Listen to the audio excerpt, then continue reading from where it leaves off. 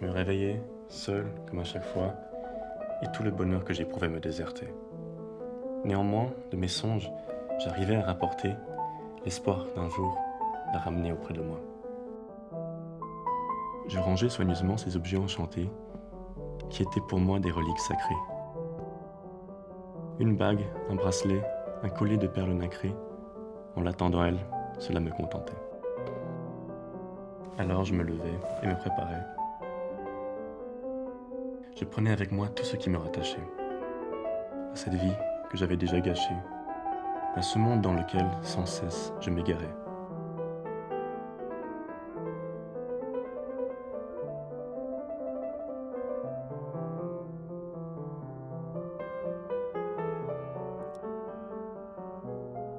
J'avais beau essayer à nouveau d'écrire, plus rien n'arrivait à m'inspirer. Et après des heures infructueuses, je me retirais pour rentrer chez moi, me laisser dépérir.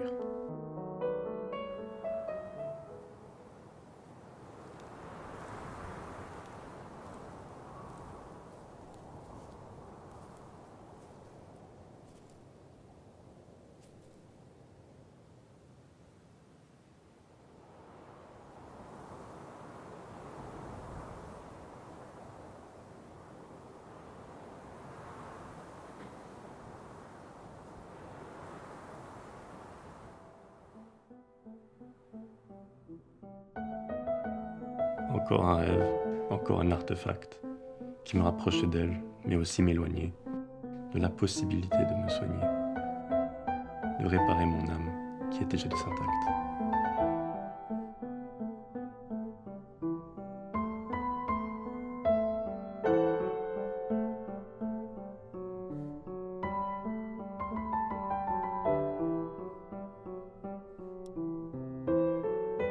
Car je perdais pied, mes souvenirs se défaisaient.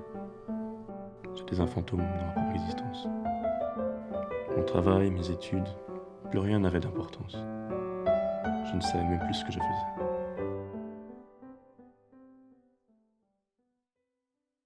Et un jour, en rentrant chez moi, j'entendis Ton élastique aussi, tu l'as perdu?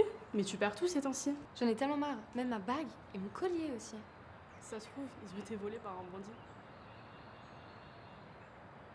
tout s'arrêta. Le temps fut comme suspendu. Je ne pouvais croire qu'elle était juste devant moi. Mais finalement, et malgré mon profond émoi, j'allais à la rencontre de celle tant attendue. Salut, comment tu vas? Ah, si tu pouvais seulement savoir à quel point je suis heureux de te voir. À sa vue, je me sentais complètement bien. Excuse-moi, mais qui es-tu? Mon cœur manqua un battement. Lui avais-je causé un quelconque mécontentement pour qu'elle me traite comme un inconnu? Tu ne sais pas qui je suis? Non, non, vraiment pas. Alors la dure réalité me frappa. Elle ne se souvenait d'aucune de nos nuits.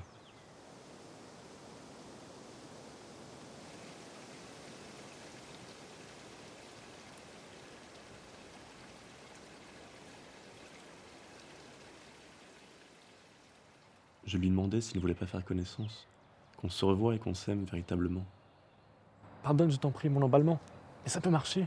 Donne-moi juste une chance. Que tu es ridicule à me supplier et à croire à des sottises comme l'amour. Si chétif et niais avec tes beaux discours. Je n'ai envie que d'une chose, t'oublier.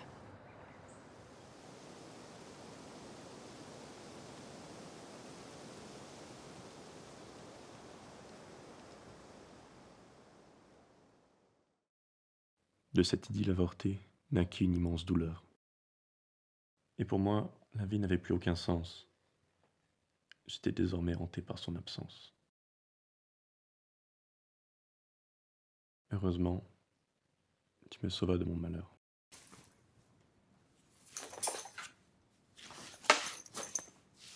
Ça va? Tu as l'air ennuyé. J'ai perdu ma clé USB. Elle était pourtant là. Ah, ce ne serait pas celle-là?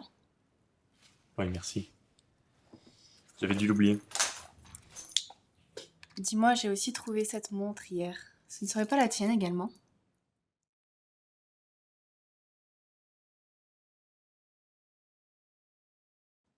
Où l'as-tu trouvée exactement? Euh, je ne sais plus, je crois que c'était par terre. À cet instant, je me rendis compte que tu avais toujours été à mes côtés et que j'étais désiré par une telle beauté. Enfin, je n'étais plus à laisser pour compte. J'attendais depuis si longtemps ce moment où avec amour tu me regarderais et finalement tu me demanderais. Tu t'appelles comment ?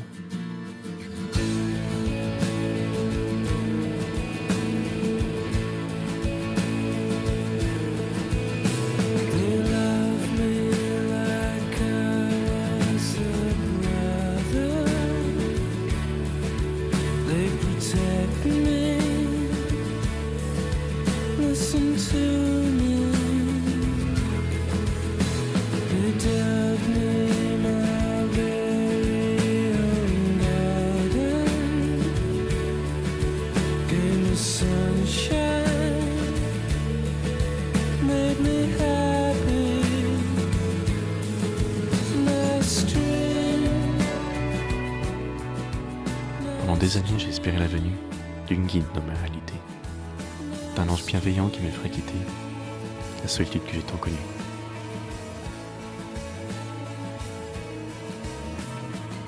J'avais tellement été déçu jusqu'ici que je préférais fuir la vie réelle. Les rêves me paraissaient moins cruels. C'est ce que je ressentais aussi.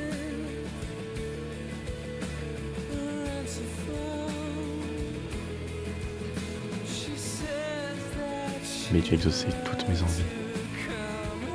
Et la prison de mes songes, tu l'as balayée. J'ai aujourd'hui trouvé un sens au monde éveillé. Non pas la femme de mes rêves, mais celle de ma vie.